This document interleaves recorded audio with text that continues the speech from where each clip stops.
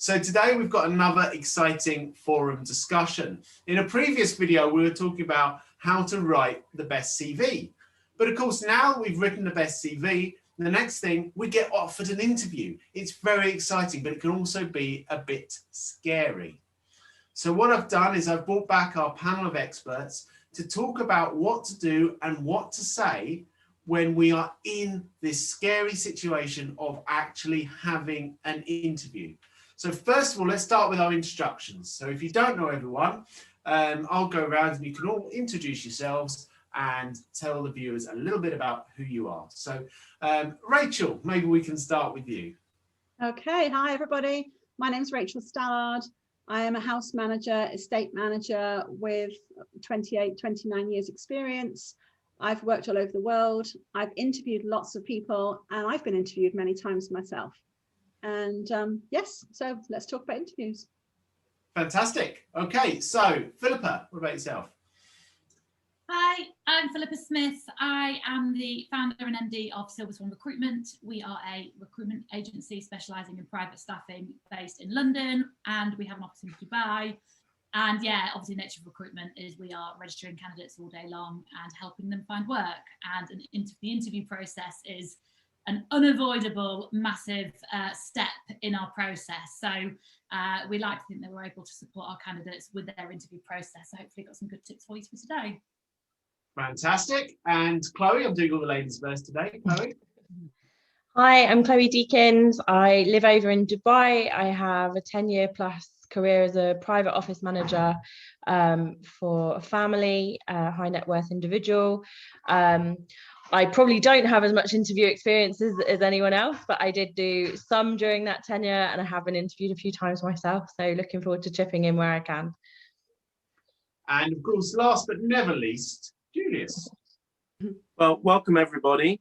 My name's Julius Smith, and I'm not as old as what Simeon likes to portray me, but I've been in the industry for 30 years and very much like Rachel, interviewed a lot of people and also been interviewed numerous times as well, some successfully and some unsuccessfully. Fantastic. So let's just have a look. First of all, I think we really need to look at is an interview scary? Should we be scared when we go to an interview? So let's start off with Chloe. What do you think? Should we be scared? I don't think so. I think there's always going to be nerves in play. You know, it's kind of, you're walking into the unexpected most of the time. But I think that probably one of the best pieces of advice that I was given for interviews was just to be honest. And because if you're not going to be honest and you're going to portray someone you're not, then you don't know that you're a good fit for that role anyway, and they don't know if you're a good fit for it because you're not giving them kind of a real picture of who you are and what you can do. And I think the kind of add on to that was the person who told me that then followed on and said, if you don't know the answer to a question in an interview, just be honest and say, I don't know, but I can go away and find out for you, or I don't know because, and follow it on. Don't sit there and kind of go and not know. Just hands up, straightforward. I don't know, but this is what I think, or this is what I can go and do to come back to you with the answer. And I've always kind of kept that in mind and used that as well. And it's never gone badly for me. So yes, I think nerves are always going to be there, but as long as you know that you're going to go in and be authentic, then you can't ask for anything more than that. Yeah, I mean, it's very true. I mean, honesty it's an old cliche, but honesty really is the best policy, isn't it? I mean, yeah, an interview is a two-way street, of course. And I think we talk a bit more about that as well, but they're not just interviewing you. So Julius, what do you think on that, especially on the idea of the client and the two-way interaction? Who's interviewing who? What would you say? Oh, absolutely. And because you've got to feel comfortable with the person that's sat in front of you. But I was also going to say something else about sort of what Chloe said about being nervous and whatever. But I think the secret also is preparation. And what I used to do years ago when I have interviews, especially if they're in London, I would do a little recce beforehand to find out exactly where the street was. And so you know, you're not rushing to get there and, you know, running late. So you know exactly where you're going. And also, if you know who you're going to be interviewed by, do a little research about them. So you're not necessarily bringing anything up what you've researched, but you'll get a little insight into maybe the character of the person that you're going to meet. And also, I would advise you to arrive close to the venue a little bit early, maybe go and have a quick cup of coffee to sort of calm yourself down, calm your nerves, and try and get yourself into the right frame of mind. Because the moment you enter the property or wherever it is, you're on show. Because if security meet you, the PA meets you, you're on show, and the principal may ask for feedback. What did you think about this person? So always remember that. Yeah, I mean, I think we're very similar, Julius. I'm remembering back of interviews I've had in the past, and I always go and pace it out, even so I know how long it takes to walk from the coffee shop to the door, so I can knock the door on the second that I'm supposed to be knocking the door. Yeah, and also, yeah, I mean, you know, some people say, oh, arrive 15 minutes early. I mean, you know, this is terrible advice, because nobody's ready for you. You know, just be there 2-3 minutes before, and then, you know, maybe you're going to have to hang on. But, you know, if they tell you to be there at 11 o'clock, don't be there at 10:45, be there a couple of minutes before. Yeah, and you don't want that embarrassment of crossing over the person who was in there for the last interview. Of course. Especially for us, like people in the private service industry, because chances are we already know each other. So you don't want that embarrassment of, oh, hi, Julius, I didn't realise you were going for this job as well. So good luck. The only thing I'd say, Julius, I would say don't have a coffee. I'd say have a peppermint tea. Absolutely. Well, I think breath. No, I think that's good advice. But the thing is, the butler has a little packet of mints in his bag. Of course. So I forgot who I haven't spoken. Rachel, what's your interview prep? What's your, you know, Julius and I was talking about what we do beforehand. What do you do? Well, I agree with everything Julius said. I like to know where I'm going. I like to have tried to Google the person I'm going to see and got maybe a feel for who they are. I like to arrive 5 minutes early, check that I'm at the right place, check it's the right building, and then, you know, appear 2 or 3 minutes before the interview time. I would say that, you know, people should never be afraid of an interview. You can be nervous about it. Maybe you desperately need this job. And so people are going to feel nervous about it, but take a couple of deep breaths, go in there and try and show them your best. It's your one shot to sort of show yourself. And so you just got to, I suppose the more you do it, the more you get used to it. So maybe do practice interviews at home with family and friends, or even your recruiter if they've got time, just to try and get a feel for maybe odd questions that are going to be asked, you know, try and show you in a different light maybe. Yeah, that's a good idea. I mean, Philippa, you must have heard of, obviously without mentioning anything that someone's going to recognize, but you must have heard of some pretty big mistakes that people have made in interviews. Oh, and it's so annoying as a recruiter as well, especially if you think the candidate is the right person for the job. It's so annoying if they fluff up the interview, because it's like, I don't get paid. And it's like, and it was not even that. It's like, I feel bad for the client because I've assured them this candidate's really good. I personally hate the interview process, because how, especially in our industry where personality fit and is key, how do you really assess that in a short interview when no one's really themselves and everyone's kind of being who they think they should be? I'd rather go away for the weekend with someone and then decide whether to employ them or not. Do you know what I mean? Or spend some time socially with someone. So it is a really tricky process, I think, for the interviewer to conduct it in the right way, to really see whether that person's right for you or not. I really don't like the interview style where you sit there with a list of questions. Question number 1, answer it. Question number 2, answer it. Question, because really you're just finding out how well someone can answer your question rather than whether they're going to fit for the role.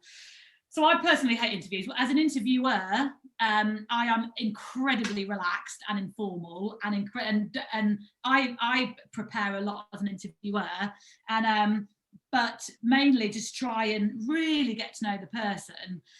But in terms of should you be scared for an interview, it depends how much you want the job. And actually, if someone walked in and clearly didn't care, then that would also come across negatively. So it's not a bad thing to go in with nerves,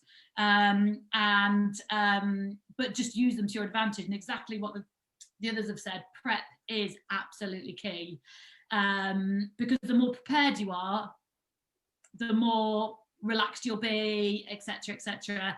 Exactly what the guy said. I think it's really important to know who's interviewing you. Flattery gets you absolutely everywhere. So appropriate flattery, maybe we should. Yeah, compliment them. So in my mind, I feel like the purpose of an interview is to assess if a person can do a job and to see if you like that person. And really, for an interviewer to see if you can assess a job, that really gets assessed in a trial.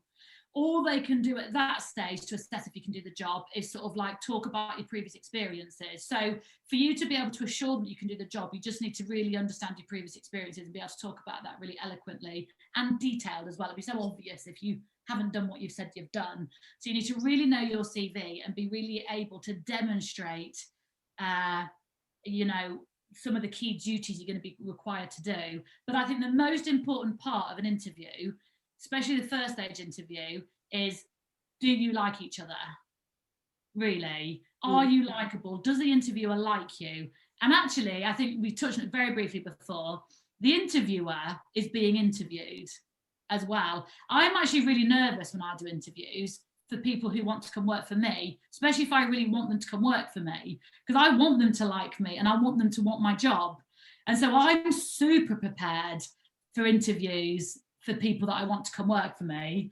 But there are, we can go into it a bit later, but there are definitely certain things you can do to help your likability factor. Because when you leave that place, you want the interviewer to say, yeah, well, I think they can do the job. But they should think that anyway. They shouldn't be interviewing you if they don't think you can do the job. But really, when you leave that door, you want them to be thinking, I really like them and I really see them fitting in here. And so that's your goal over the course of an interview, is to be liked, I think. Yeah, I thoroughly agree with that, because I don't think the purpose of an interview should be to see whether or not you could do the job, because you shouldn't be at an interview for that post if you can't do it. Exactly. It's purely to see if you're the person that fits, which will be one way or the other. Exactly. How do we make ourselves a fit while still remaining, of course, honest? I mean, what do you think, Chloe? What do you think? How do we walk that tightrope? I'm not entirely sure that you should. I think if you're not a fit, I wouldn't try and squeeze myself into that. I mean, my last kind of proper interview for my role 10, 11 years ago, the principal and I spent maybe 15 minutes max having a chat about his dog and politics. And I think if him and I hadn't have agreed on certain things that he was bringing into the conversation, he wouldn't have gone ahead, despite the fact that I'd already done kind of 2 rounds prior that were quite full on with different people in his office at the time, and a lot of psychometric testing. That was kind of his way of finding out if he thought him and I could have that relationship where we could have a chat and go through things, and that we were kind of a bit aligned on things that were obviously important to him. So if I'd have sat there and tried to second guess and thought, okay, I need to fit in with him, so I need to kind of tell him this and tell him that, I don't think him and I would have had the relationship that we did end up having over the course of my career with him. So I wouldn't necessarily recommend someone fit in. I don't think people should go in kind of all guns blazing and, wow, this is me, and kind of take it or leave it. But I definitely think there's probably a balance there between trying to sort of squeeze yourself into someone else's shoes, maybe. Yeah, you don't want to be a square peg in a round hole, because exactly, you're not going to be comfortable ever, are you? So, I mean, obviously it's a tiny bit different for butlers, because our personality, I don't know if Julius would agree with this, but our personality is always, so we say, to the side, because we have to always be honest and always show integrity. But what the guest's really looking for is a compliment to their personality. Would you agree with that, Julius? Yeah, Absolutely. I mean, I've always tended to work in a very formal environment, which is what I prefer. So I can only talk about that side. And I remember one interview I had where I'd been interviewed by two people, and then eventually I met the principal, and he looked at my CV and he knew one person from that, and he just asked me a question about that person, and he said, would you say that he said quite sort of personal about that, and I answered in a very, very diplomatic way, obviously, and he said, well, that's all I need to know, because he was just curious what I would say about him if he employed me and left to go work for somebody else. So yeah, I think you've got to sort of you've got to have some sort of personality. You can't be sort of completely sort of non-entity, and but you've got to sort of, a little bit what we were talking about before, that if you're going to be the butler valet quite close around the principal, you've got to make this that the principal feels, can I feel comfortable with this person? Does he look like an honest person? And and that's what you've really got to come across. And I think obviously in a more informal way, then people are looking for something a little bit different. But I think the industry has changed a little bit in that respect. Actually, do you know what? You telling me that, Julius, really reminds me of something that happened to me many, many years ago. I was going for an interview with one titled lady, and on my list of references was another titled lady, and I didn't know they knew each other. But during the interview process, etc., she said, "Oh, lady so-and-so said that you were fantastic, you worked really hard and all this." And I was like, "Oh, that's wonderful, thank you." She said, but she's told me not to employ you. And I was like, oh, okay. Did she say why? She said, you wouldn't go well. So I spoke to the other, ladyship, and I said, my lady, why may I ask why? And she said, because the woman is horrible, Simeon. You'd have hated it. You would not want to work with her. She's a horrible lady. I was saving you. So, and I'm sure she did. I'm sure she's right. I probably would have had a horrible time. Can I just very, I know we're going slightly off topic, but about sort of interview. So I had one experience many, many years ago, and I arrived at the house at 9 o'clock in the morning to be told that the principal wasn't even in the country. And but if I wait, but the PA assured me he'll be back in a couple of hours, and would I kindly wait? So I said, of course. So eventually he got back, and I was shown to his office, and he was busy with other things, and he said, he just looked up, he said, do you want the job?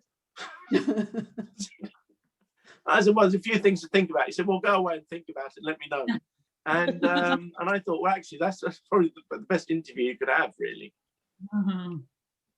So, Rachel, what about you? What's your sort of the best kind of feel for an interview? Do you think? When do you know it's going well? When you start having a conversation and not a question and answer type dialogue, when you feel like you're chatting, and maybe, whether you're the interviewer or the interviewee, I think it's the same for both. When you feel like you've got to a conversation and you're thinking to yourself, I like this person, I could work with this person. And maybe the interviewer is thinking, yeah, I like this person, I could see them fitting. When you kind of get to that easy flow of the conversation and you're both sat there thinking this could be a good fit. And it's nice. I like interviews where the candidate is talking more than the interviewer. I've had a couple of interviews where the interviewer has talked non-stop, and I've come out of there and thought, well, apart from yes and no, I didn't really get a chance to say much. Do they know anything about me? So I think that's why conversation works better. And also, if they can not ask questions, but can say, tell me a bit about yourself, tell me a bit about your last job, tell me the things you like in your last job, and tell me things you don't like.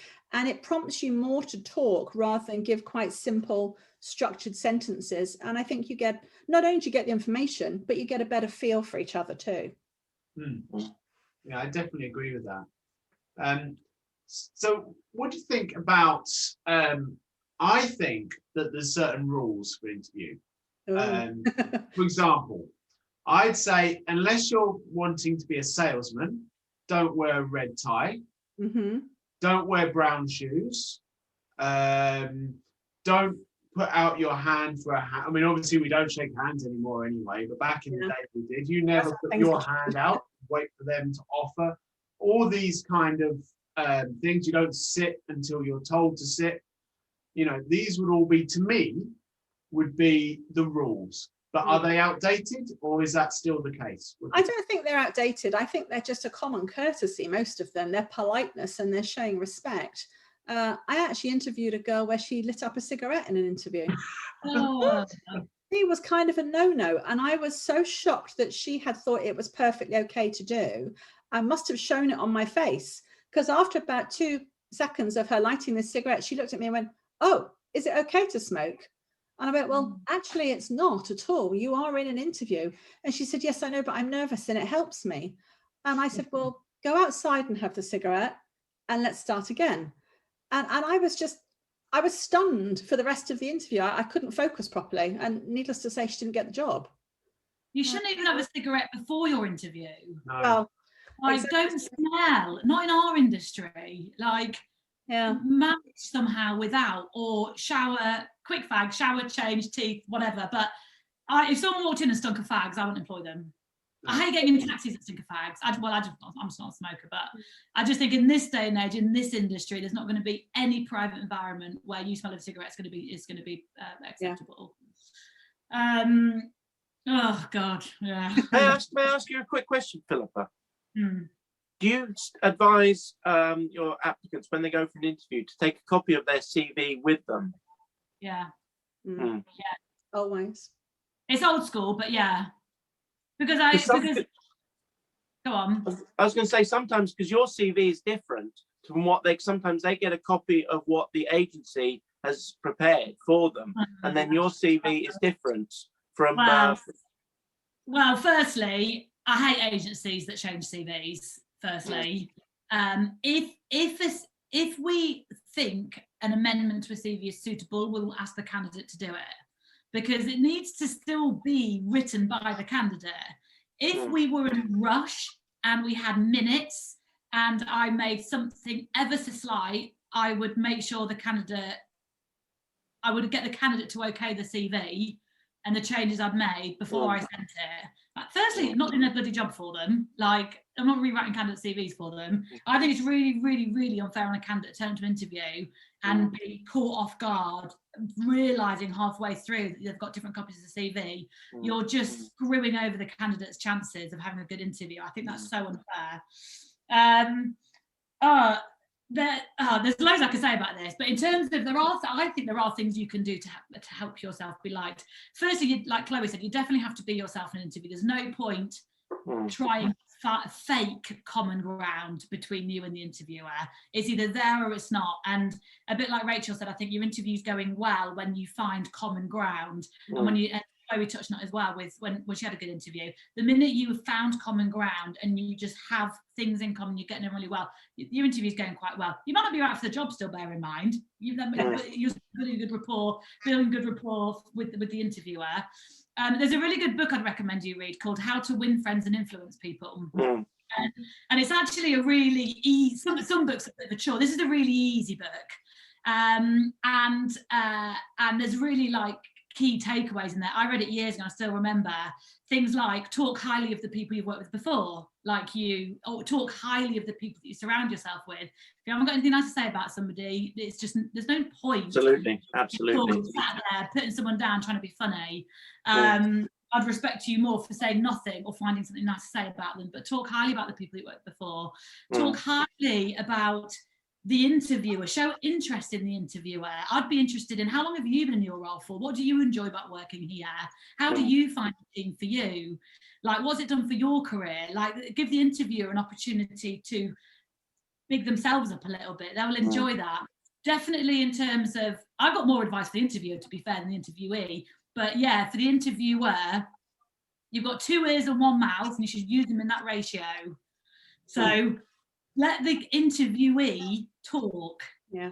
Ask open-ended questions, and it's difficult for the interviewee to have a good interviewer if they have a bad person interviewing them.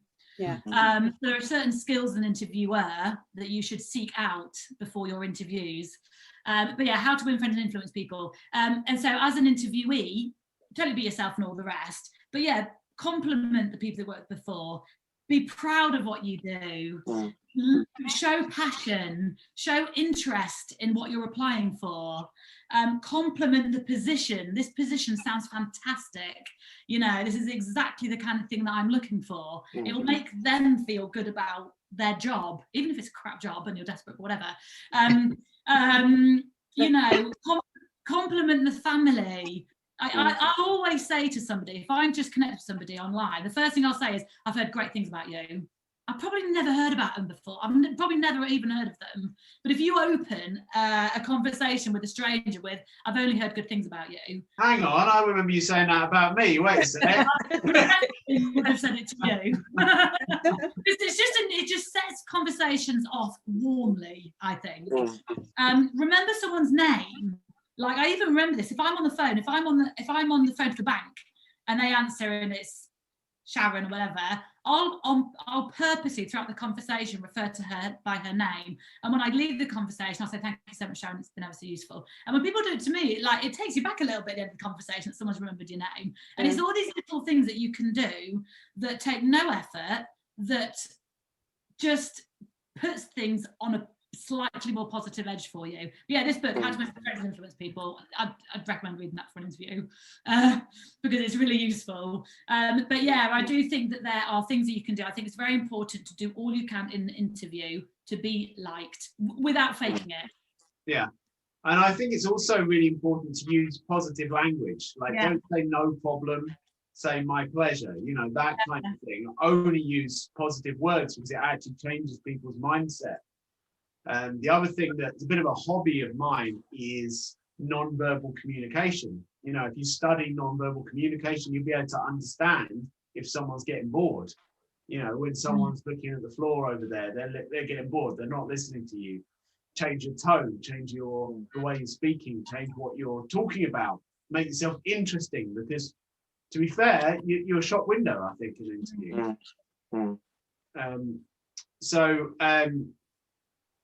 Okay, so we've spoken a lot about traditional interviews, but I think in the climate right now, we have to touch on the dreaded Zoom interview, which is not going to be as friendly and relaxed. Well, it might be friendly, but you're not going to be relaxed like we are on this Zoom conversation right now. It's something that I've had so much feedback that everyone's terrified of doing it. So, Julius, I believe you've had some of these, haven't you? Or was it Rachel? I have. I think, you know, again, you know, about preparation and,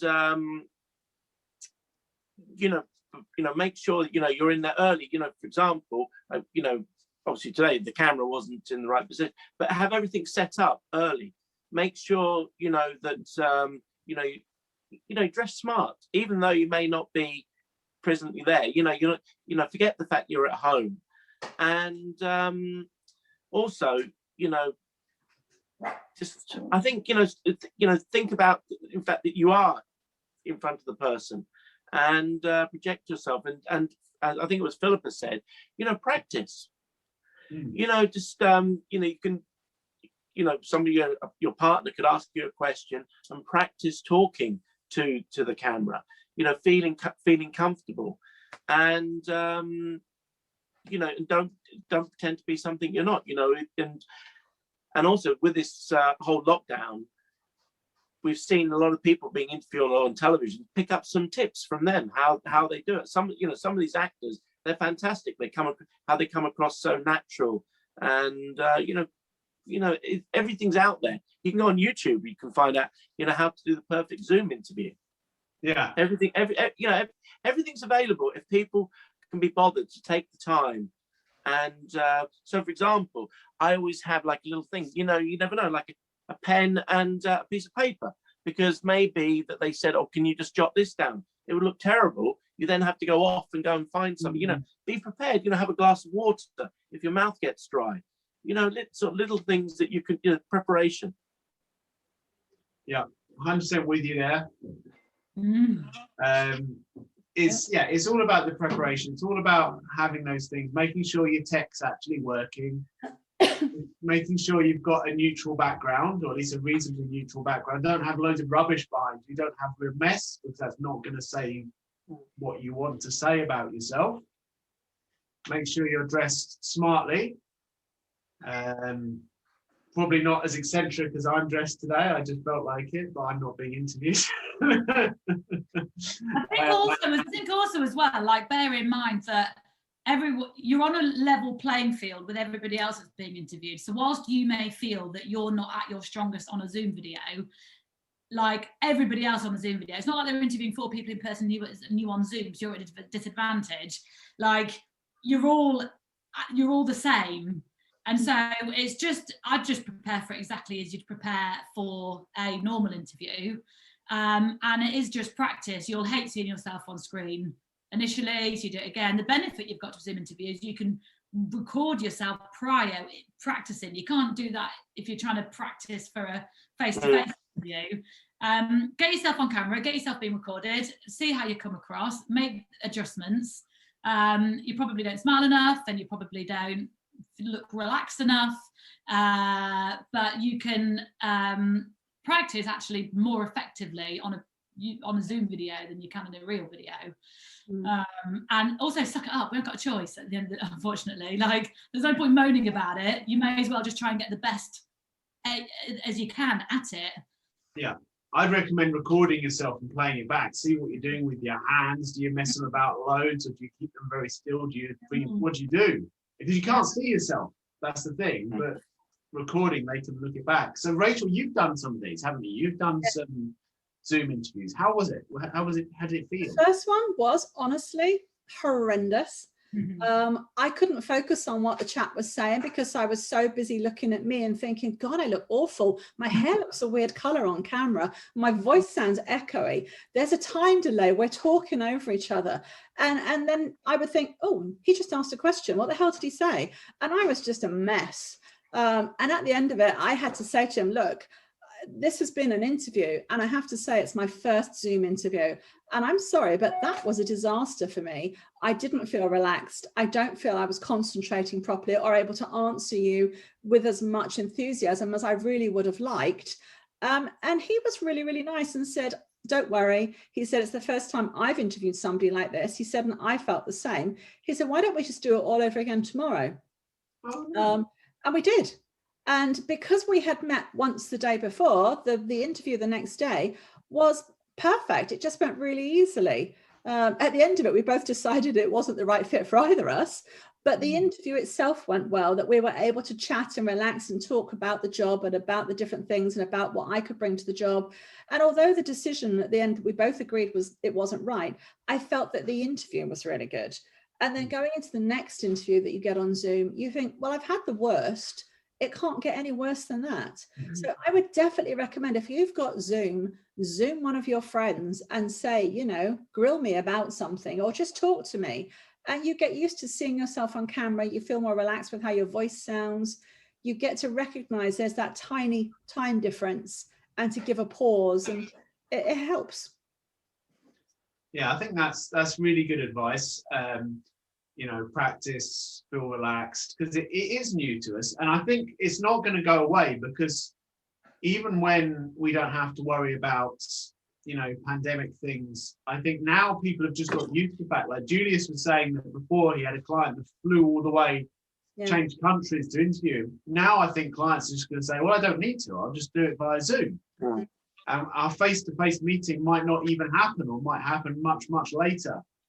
I mean, I know for years when I was like young and looking for Butler posts, having to get the train up to London, it cost a fortune up from Kent, like £60 or something, and you get there and you wouldn't get the job, and you think, oh, all I've done is I've just wasted £60 in a day of my time for a job that I didn't get. So, you know, in many ways, I'd jumped to do a Zoom one instead.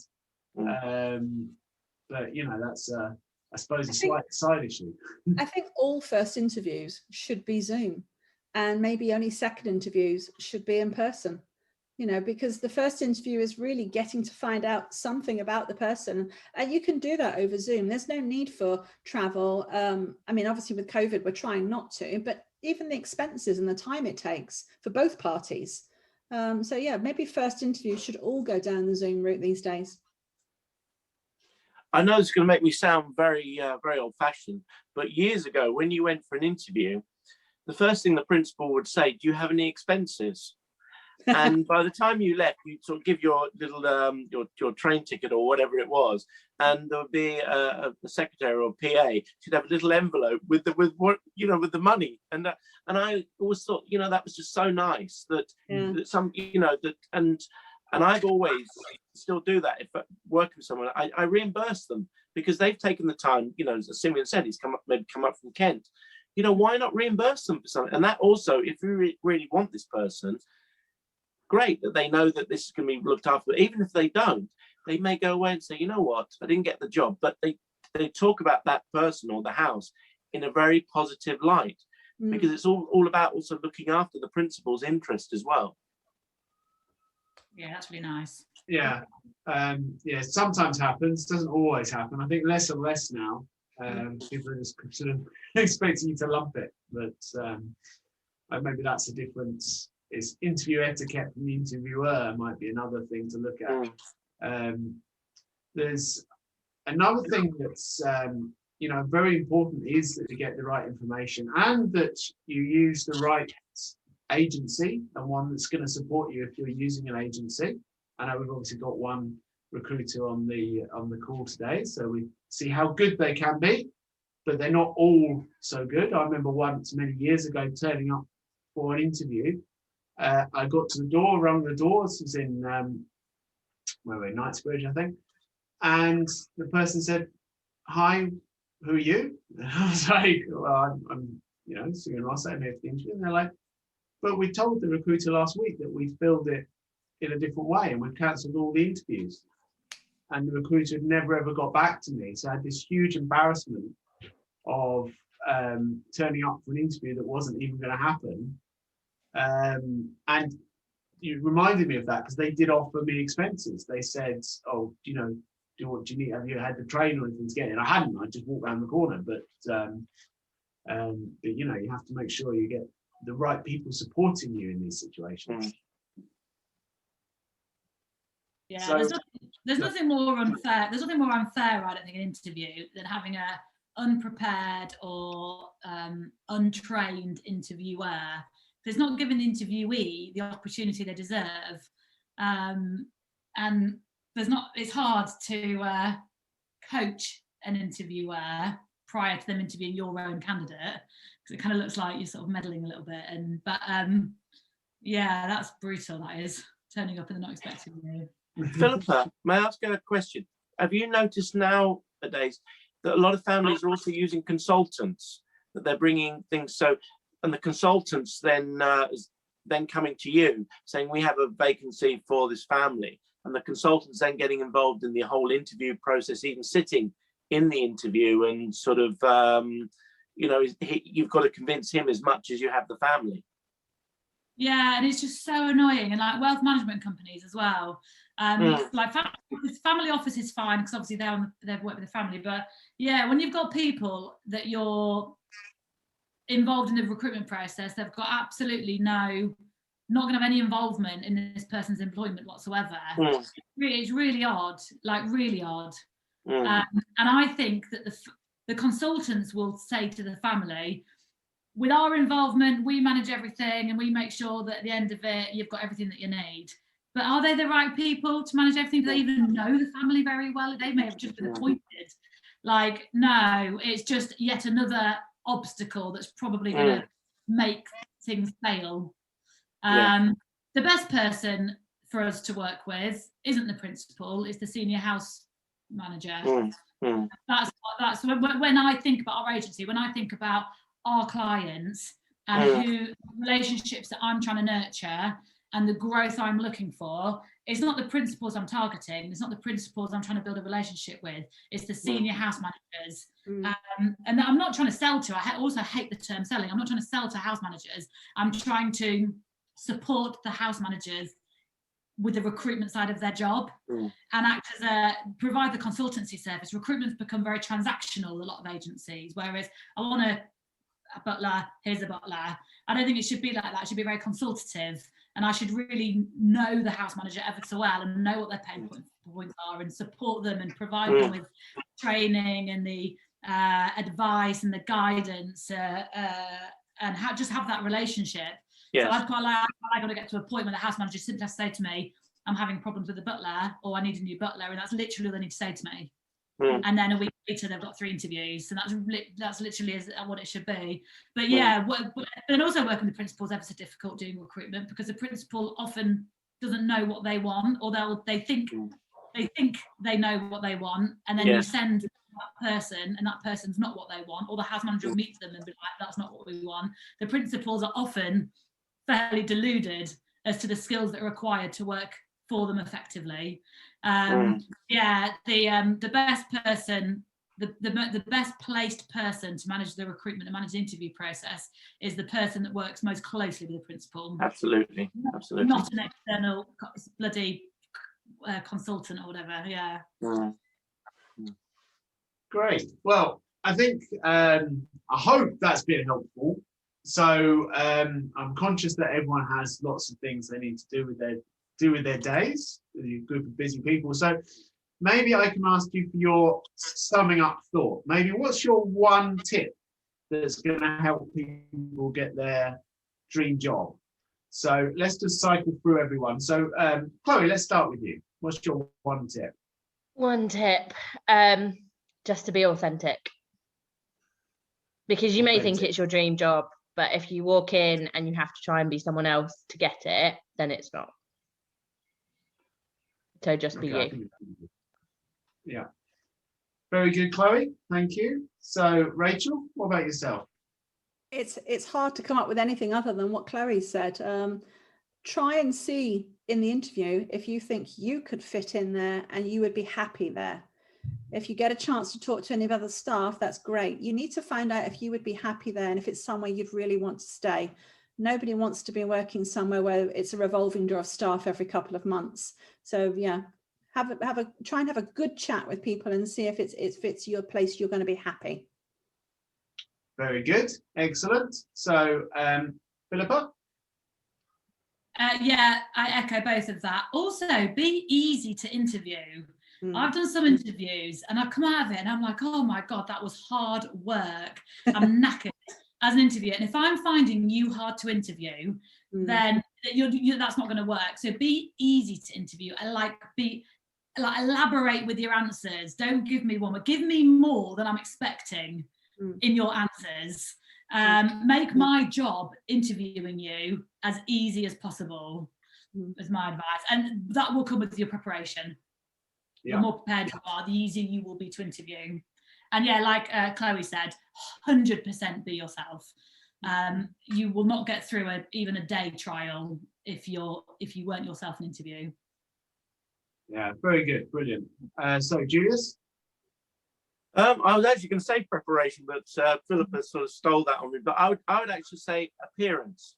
You know, even if maybe you're not qualified, is that if you sort of just you look the part. So I always think it's better to be overdressed than underdressed. 100%. Yeah, I would agree with that. You can never go wrong with a nice suit or equivalent to a suit. You're never going to have a problem there. If you're going for one of these famous tech jobs where every day you wear ripped jeans and a AC/DC t-shirt, I still think you should turn up to the interview in a suit. So they're my tips. I'm taking a slightly different sort of vein for what I'd say. I'd say very much like Julius said, actually, get yourself a nice leather or similar dossier with paper, pen, a copy of your CV, all that kind of stuff in it. So it's on hand and it looks very professional and very smart. You can take notes. Personally, if I'm interviewing and people are not taking the occasional note, I don't know if this is just me, but I like people to take notes because it shows that they're listening to what I'm saying. Especially if it's like a final, one of the interviews where we're talking about all the details, pensions, salaries, all these important things.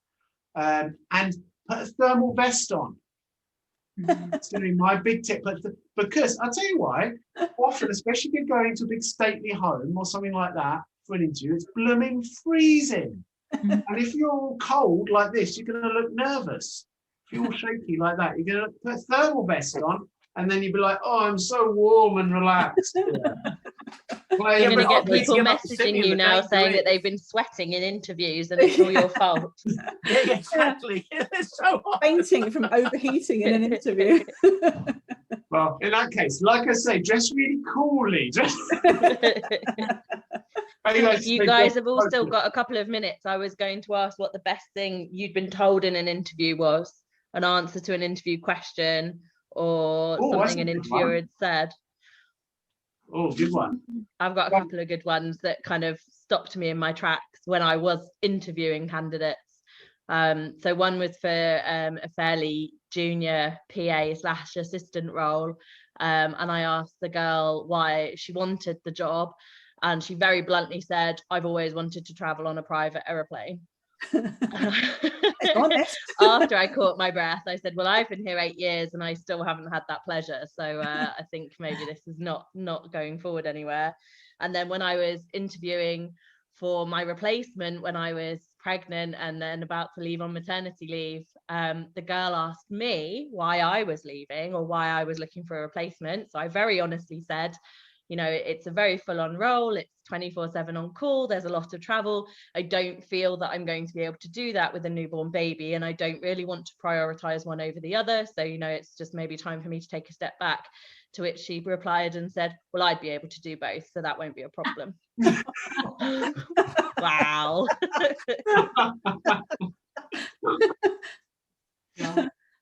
That's very good. So, great. Let's hear some more of those. Come on, Chloe's just it's very impressive. Anyone else? What do you think? I remember interviewing somebody for a position that was housekeeper cook, and it was a desperate rush to get somebody in as fast as possible.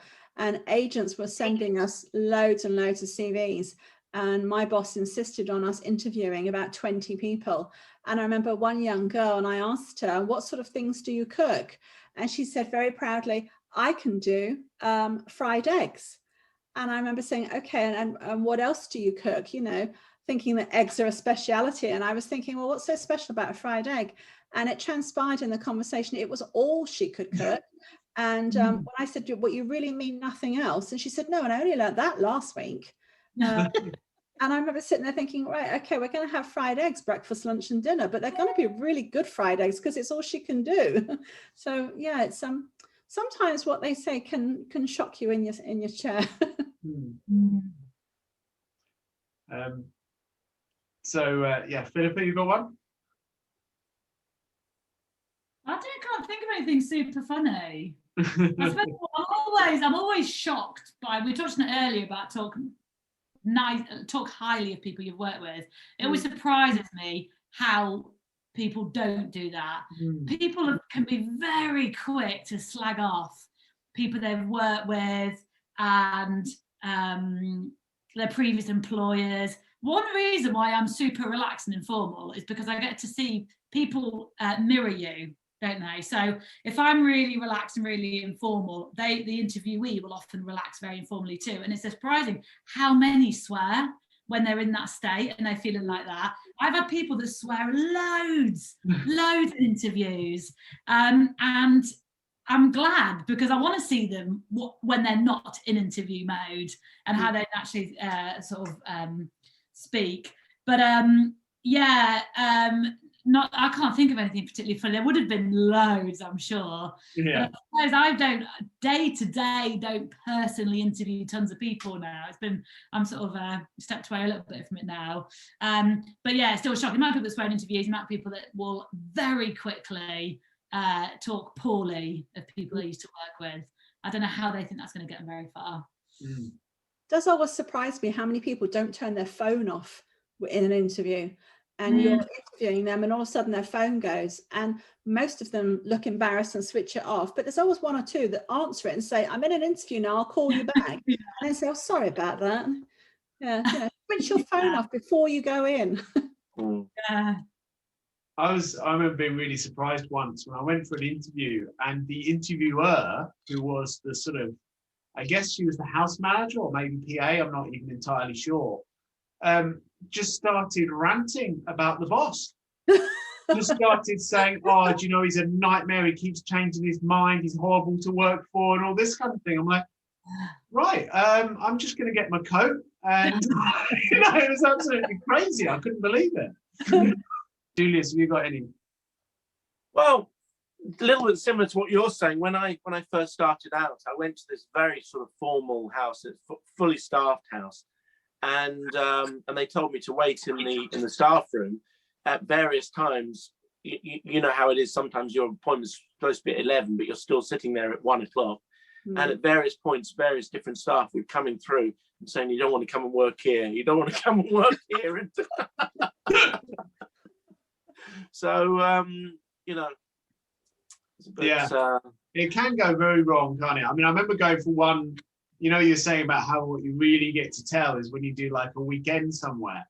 I remember went to go do a weekend somewhere, and the house manager just had me washing up for an entire weekend. It's like, what exactly are you learning about my skills from my washing up skills for pretty much 2 days solid? After the thing, I said to the recruiter, I said, to be honest, it doesn't even matter whether they say yes or no. It's a no from me. I've got absolutely no interest in going there, because all I did was wash up for 2 days.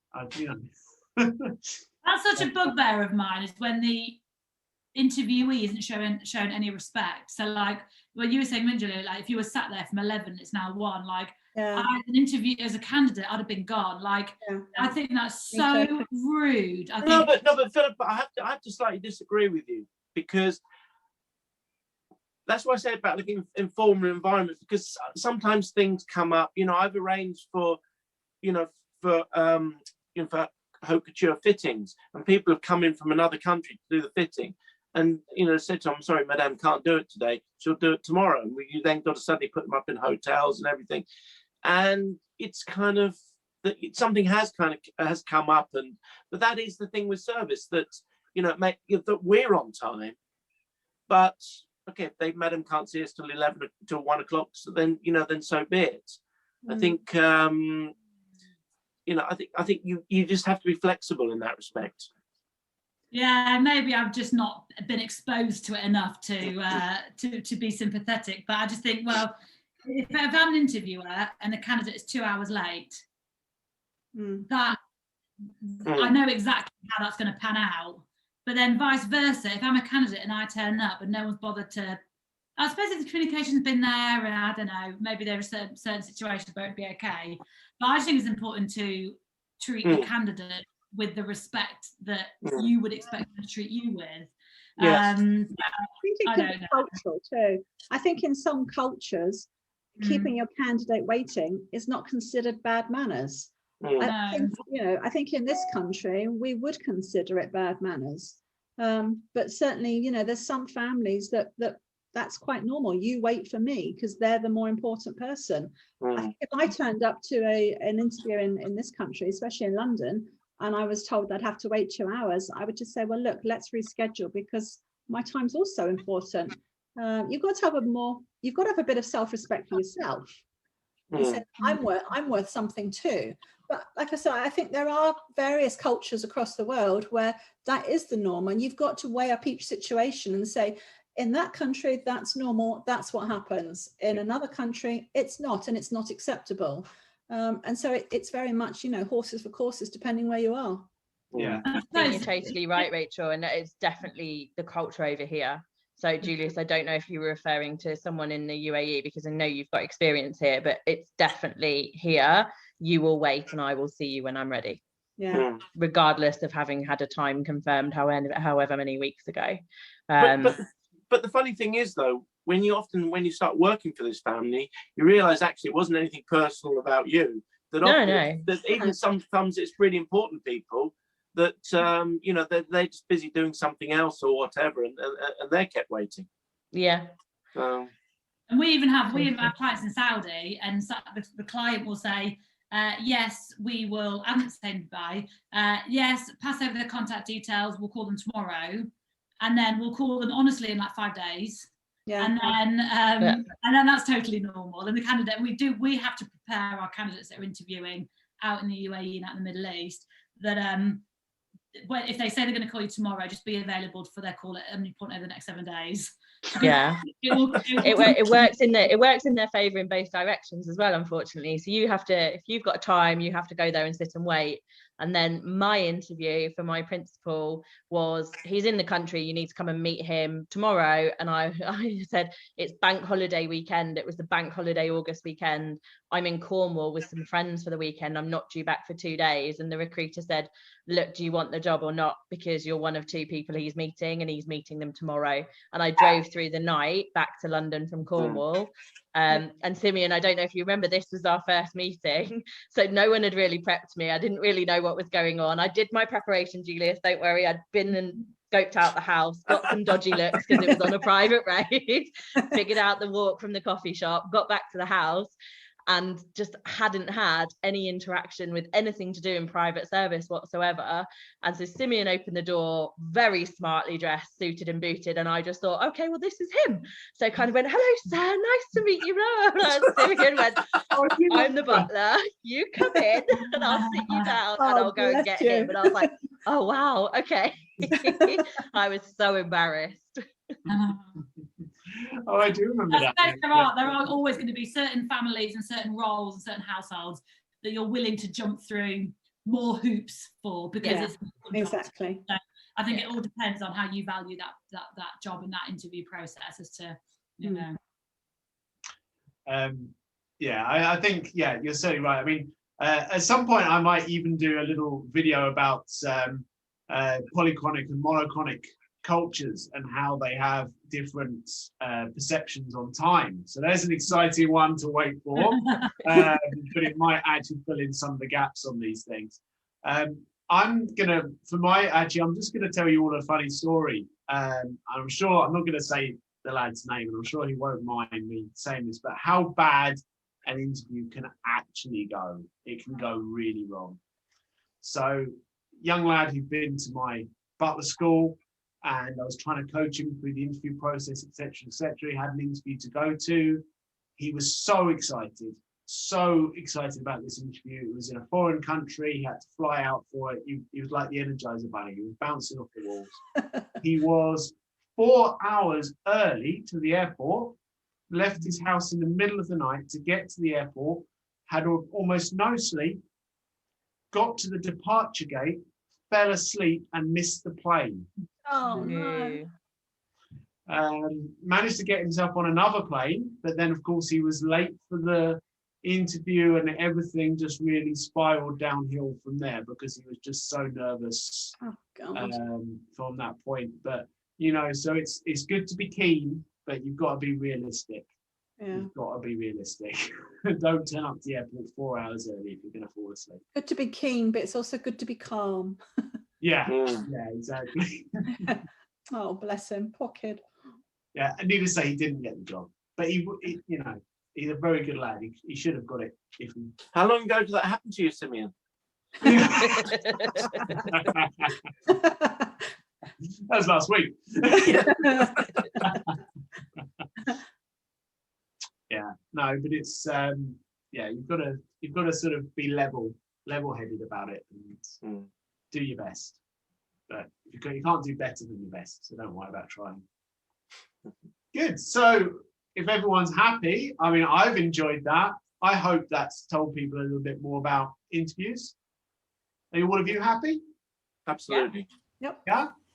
Well, thank you very much. Thank you so much to our expert panel for joining me for another private service brain trust. I'm still clinging on to that title there. I still like it. If you'd like to watch other videos like this, there's now several similar ones that you can find in the video list on the channel. Please subscribe because there'll be lots more to come. We always enjoy your comments. We always enjoy your questions. So please write them in and let us know. Thanks very much. It's been me, Simeon Rosse, and I'll see you again soon. Cheers, everyone. Bye. Bye. Bye. Thank you. Thanks, everyone. Right, I'm off out to buy thermal vest. Okay, wrong, Rachel. Rachel, can I use that as the advert for the...